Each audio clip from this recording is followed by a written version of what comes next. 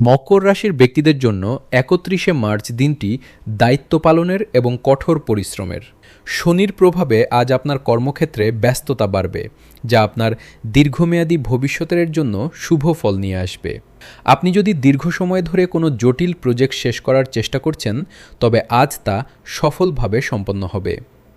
আর্থিক দিক দিয়ে দিনটি স্থিতিশীল থাকলেও অযথা ব্যয় নিয়ন্ত্রণ করা আজ আপনার জন্য জরুরি।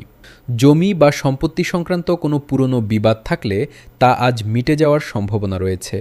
পারিবারিক জীবনে আপনি গুরুজনদের পূর্ণ সমর্থন পাবেন, যা আপনাকে কাজ করার মানসিক শক্তি দিবে।